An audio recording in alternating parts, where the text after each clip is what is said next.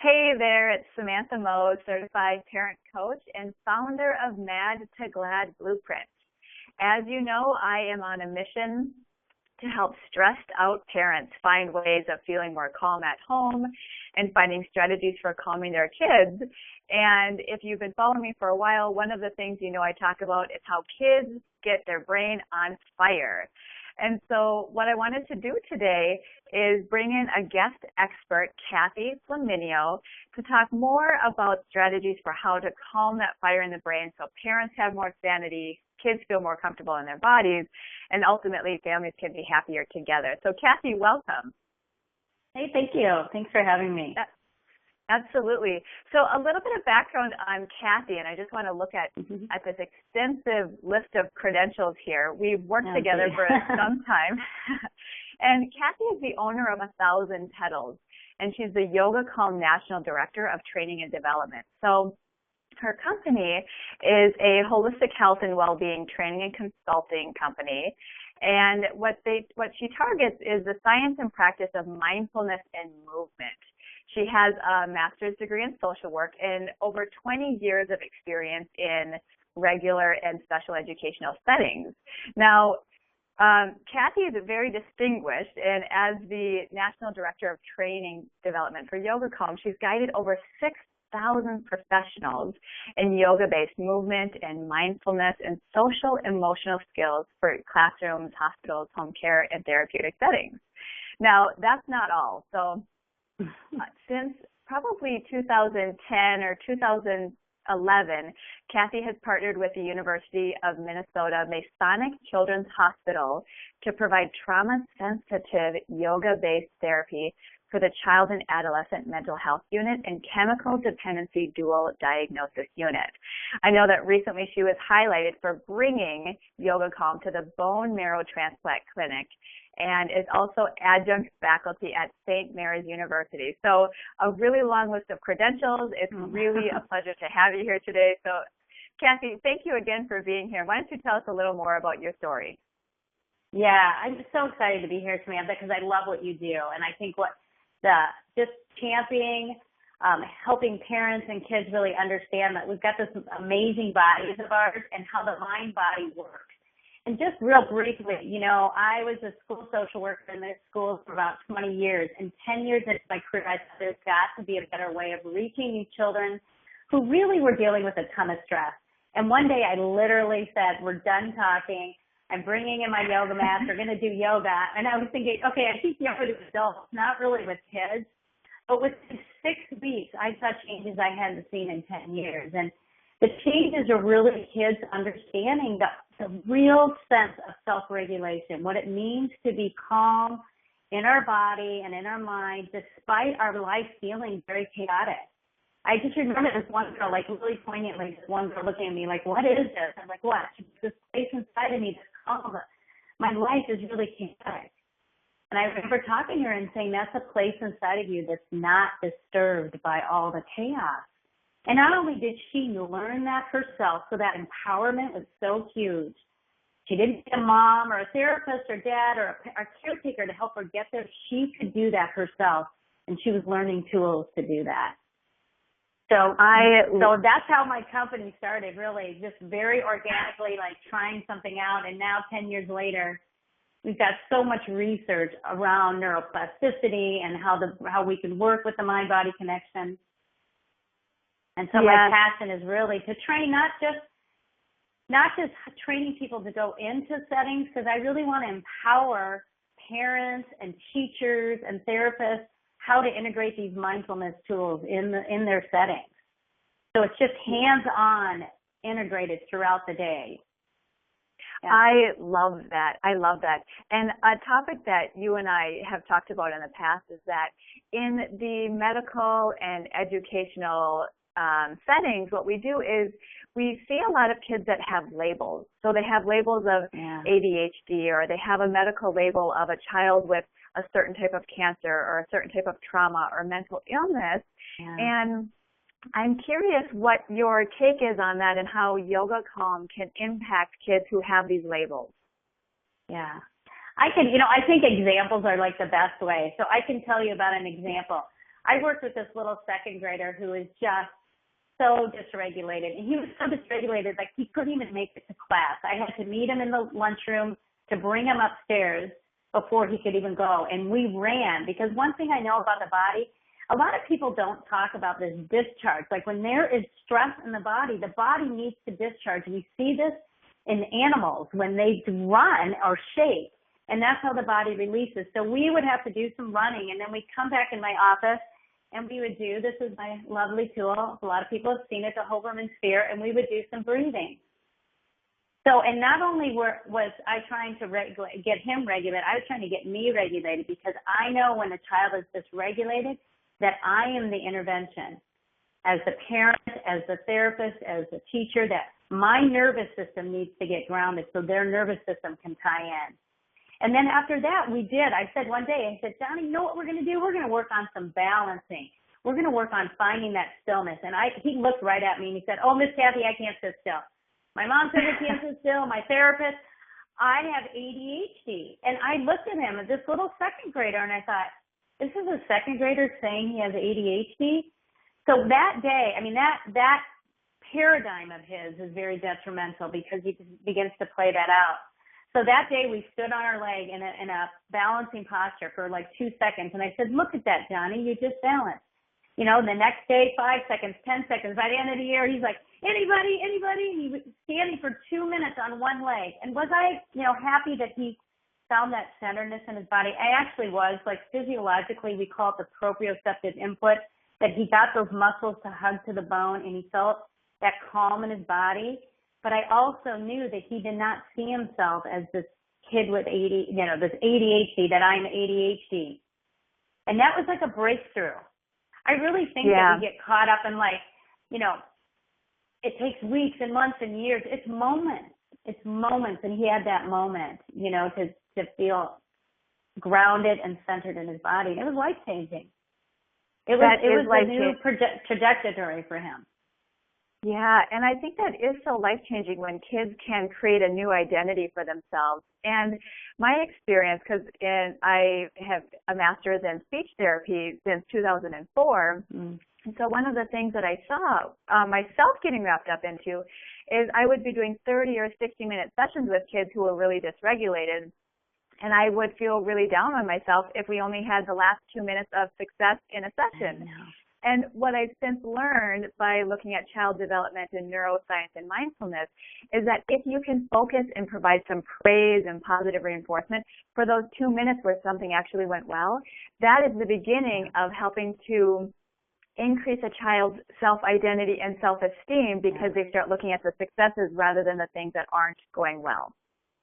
That's so true. And, in the school setting, I really believe, we work with a lot of speech clinicians. And, people talk about self-regulation, but I haven't seen a lot of working with the body. I really want people to bring the body back to education and back to all these areas and talking to people about how we can use our body to regulate. And it's so empowering to know that we do have this amazing system that blows if it feels in fear, but also can calm, so that 0 to 60 and 60 to 0 is something we can regulate. We don't have to have all this stuff coming at us. As parents, I'm a parent of 2 teens right now. That's a big part of my practice, is that mindfulness and regulation.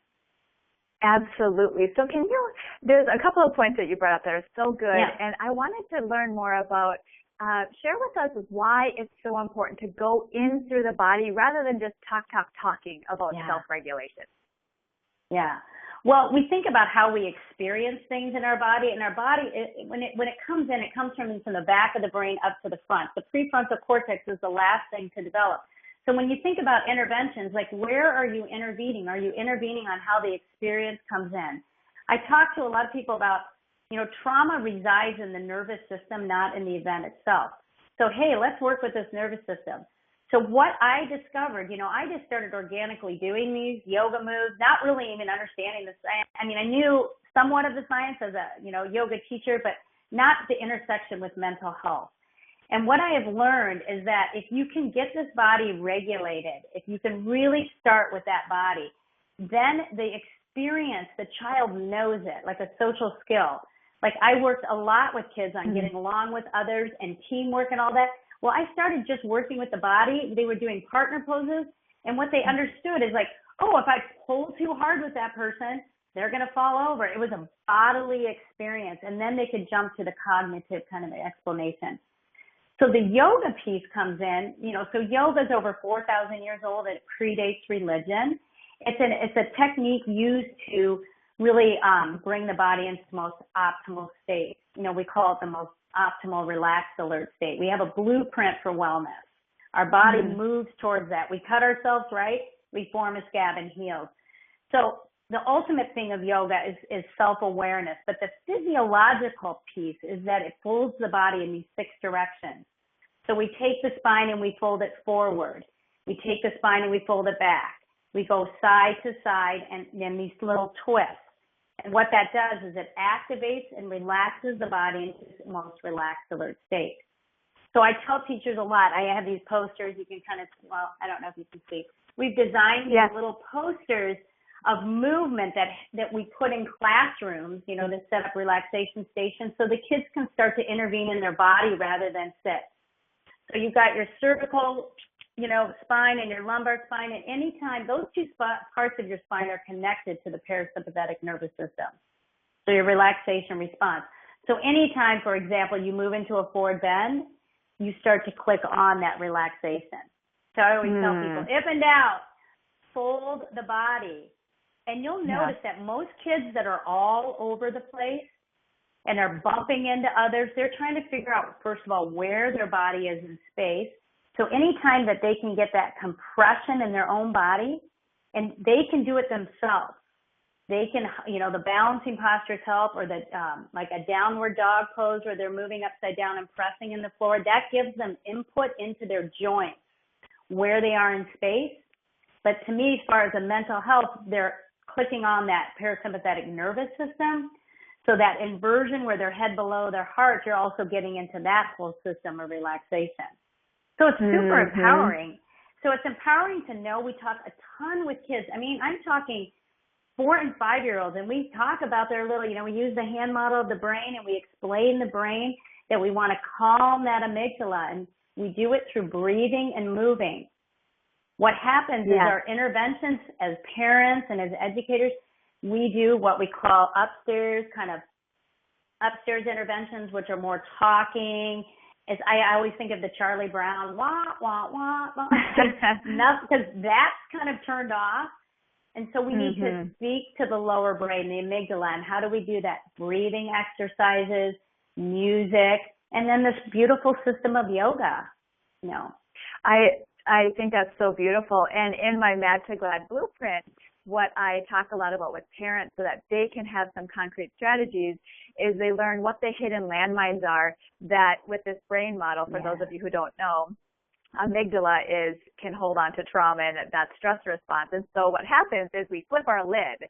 And so in the Mad to Glad blueprint, I talk about what are 10 things that parents might be doing. What are some hidden landmines they might accidentally be stepping on that make you flip your lid. And so one of the stories that I would love for you to share in order to illustrate how you can read the body and whether there's a fire in the brain or whether it's feeling calm is the story about how the body will curl up if it's in stress versus how can you tell what are the signs that a body is open and in calm rather than in stress mode so parents can recognize that. Yeah. Well, I often quote Thomas Hanna from the book Somatics, and talking about, so when, let's say a woman is walking down the street and she hears this car backfiring, so we get this alerted, the first place, and it comes from the back of the brain, is it comes into the jaw. So we'll see a tensing of this jaw, and then it moves to the eyebrows. And so the eyebrows start to tense, and people often talk about jaw and this whole face getting stressed. So really doing this tense and relaxed. I often do the lion's breath. It's really funny. It looks like this. And it's a fun thing. Kids love it. So just releasing the jaw. But then the next point is the shoulders move up and in, and the palms turn downwards, and the abdominals tighten and the knees turn in and the toes turn in. It's not like we're walking around like, oh my gosh, I can't do my life. But we see this with children. When they get upset, they fall to the floor often. They crawl under things, which I get really excited. It's like, yay, they're reducing the input. And they start to curl up. So what we want to do is, and this is in the body work we do, we call it unwinding. So the body can let the mind know, you're not going to be eaten by a tiger. So the jaw will get released, the eyes, the shoulders. I often say, I don't know if you can see me, but just turning the palms out, just moving into this, and it's a beautiful gesture of openness. So sometimes I tell teachers or administrators at work when they're on the phone or parents and they're getting really tense, just to stand up, first of all, because sitting, starts to get us depleted and shut down. Stand up when you're talking and open up the shoulders. I have lots of different ways to do that, just a way to keep this place open and your feet grounded. We call it grounded and open. Yeah. Yeah, and what I love about that, I'm a yogi myself, and I love going to yoga several times a week. And the things that the instructors always say is you want to practice these opening postures on the mat so that when you're off the mat and you're in those stressful situations, then you're going to stay more calm. And I think that this is true both for adults and parents when they're in stressful situations with their kids, but kids as well. And I wonder if you can speak to more of parents directly, like what would be the benefit of parents understanding this work or getting their kids involved in Yoga Calm or getting involved in yoga themselves? Yeah. Well, one thing I've done with a lot of parents is just coming into the home, the first thing I like to look at is where can we set up a place that's kind of a calming place. We call it the relaxation station. So we look in the home and it's owned by everyone. So it's like if a parent's stressed out, they go sit in the relaxation station. And what is it filled with? It's filled with the elements, maybe some water or some stone, not kind of putting it all together. So you've got some stones maybe. You want the earthy grounding elements, maybe a water little fountain or a candle, something that you're going to just have that place be the relaxation place. So you're setting up a place in the home that says, you know what, when we get this regulated, there's some things that we can do within our own body. And then really, practicing some mindfulness pieces together. Mindful eating is a great practice. Like anytime you do something mindful, you create this new pathway in your brain that says, here I am, and I'm going to create some space between everything else. It helps us respond rather than react. So I often say for parents, a great way to do yoga is to just prepare a meal together and slow down and notice the food and just have a little mindful dinner and create that sense of mindfulness. Or create, the chimes are really good. We ring a chime and then we can sit and do some breathing with my kids. And then there's some, bedtime's a hard time. I think bedtime is, it's kind of crazy. And so we have some really nice routines that we've come up where parents can, do the routine with their child or help their child understand. Again, those inversions are going to be really nice to do in bedtime. Inversion means, the head below the heart. So that could be just a child in bed with their legs up the wall. And we're just doing some nice breathing together. That attunement is really important. And then a parent just really getting, I love this work because this work for us as a parent, it starts with us. So anytime, like when you're driving, when you get a ton of stoplights, something's saying stop. It's stopping and breathing, and taking in some nice breaths and using that as a place to be mindful. And when we feel like we don't have a minute, we take 5. Because the child's going to, when all these practices, the yoga movement, the mindfulness, is for us to really tune in so we can attune to what's in front of us, so we can see what's happening with ourselves and the child. So getting our own breathing regulated. So there's a lot of little things. I think the mindfulness piece and then setting up a place in the home and learning some, yoga poses, because the yoga poses are just a really quick way to intervene in that nervous system. Even massaging, we've got our adrenals, and kidneys in the back when we get all upset. We've got adrenaline firing. So just getting on your back. Anytime you can get to the floor is helpful. Getting down low. And then massaging that back, just little circles back and forth. And what do we know about rocking? Rocking is soothing. So we want our child to be able to self-soothe. We want us.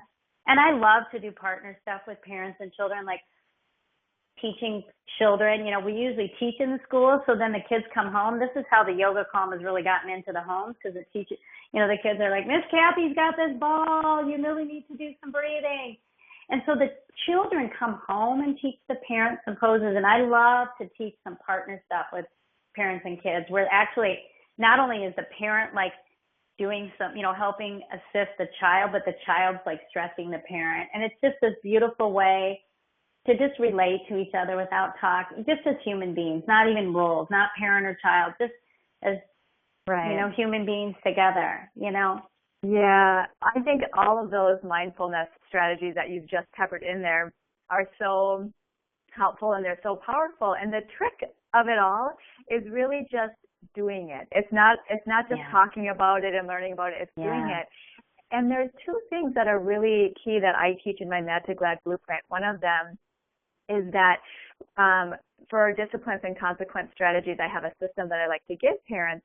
But ultimately, the discipline is taking a break, and it's 30 seconds. Because the neuroscience research shows it only takes 30 seconds to calm that fire in the brain and disrupt that behavioral patterning. And so what I'm hearing with all of your mindfulness is that kids and parents are coming into the present moment, and they're interrupting the patterns of this very fast pace so that things can reset and start anew. The second piece that I really love to teach parents and want to give this away as a nugget as well is, after doing a pose with your child or taking 5 bites of your meal together mindfully, to then thank your child so they feel so respected and valuable in your relationship. So just saying, wow, that 1 minute of quiet was so nice. Thank you. I needed that. As a way of really nurturing the back and forth dynamic. So, Kathy, before we close out here, I know that you're working with kids across a wide range of settings, school settings, clinical settings, mental health settings, and on different levels, on the local level here in Minnesota, on the national level. And one of the questions that parents ask me all the time is, but my child has A, B, and C. He's super, super intense. I don't know that this would work for him. Can you speak to that? Yeah, you know what?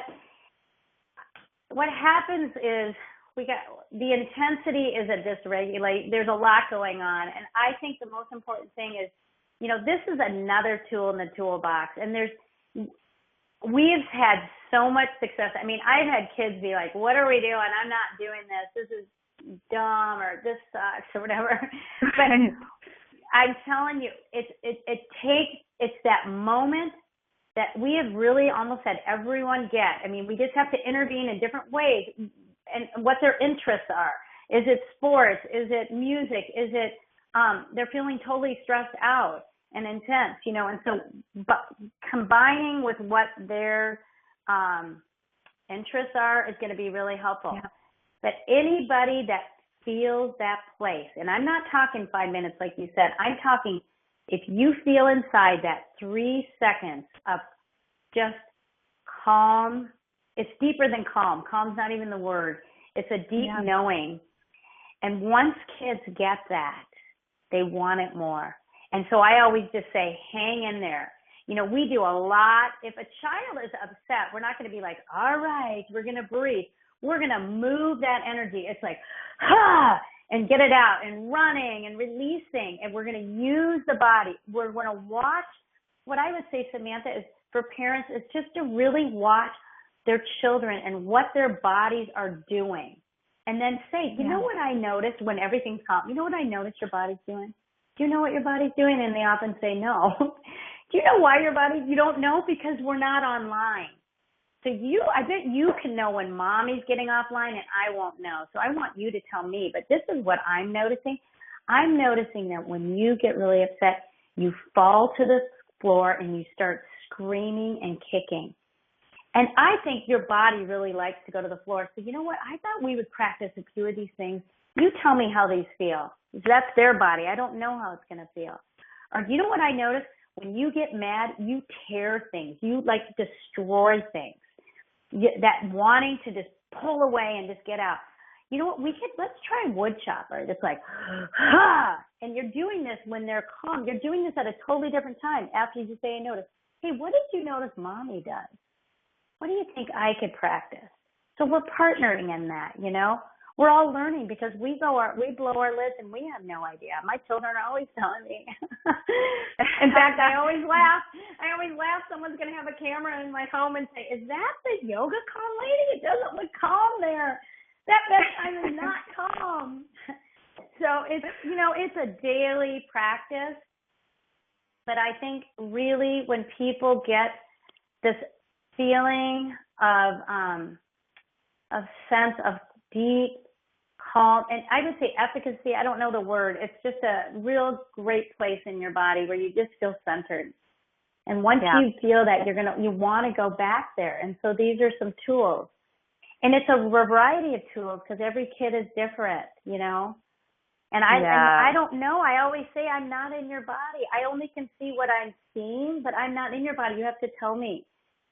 But, you know, that forward bending, you know, I would say, Samantha, you know, that 30 seconds of breathing, if you can just get an inversion in there, you know, just, you know, standing up, arms up, and then just folding down and just really letting the spine fold is going to be really helpful. Really helpful. Yeah. Wow. You've probably given like 30 strategies in the short time that we've had together.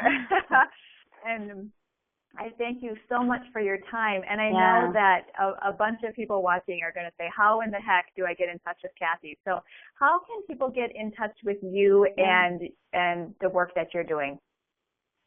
Yeah, so my website is 1,000 Petals. So if you just look at 1000-petals.com, you'll find my website. And we offer a variety of services. We have workshops all the time going on. They're public workshops that people can attend to learn some of these skills. We also do private workshops, or let's say a group of people want to get together. I've gone into book groups, and they're like, can you come in and show us some of these strategies? So we're able to do a lot of things, but we also have a lot of workshops going on, and we specialize in different topics. So our company does a lot of different things. We also go into schools. So I've had a lot of parents say, I want this in my school, you know, and so we have brochures that I can send people, you know, just to talk. We're district-wide. We're doing a lot of district-wide initiatives in St. Paul, Minneapolis, and Rosemont, Apple Valley, Egan. So there are a lot of districts using it. So there's a lot of people can talk to, but there's a lot of different ways. Yeah. That's great. So I'll repeat that again. So your website is 1000-petals.com. So 1000-petals.com. And I see you as a great resource for if parents want to get yoga calm into their schools, if they themselves want to go through a training, either by coming to one of your workshops or hiring you to come in.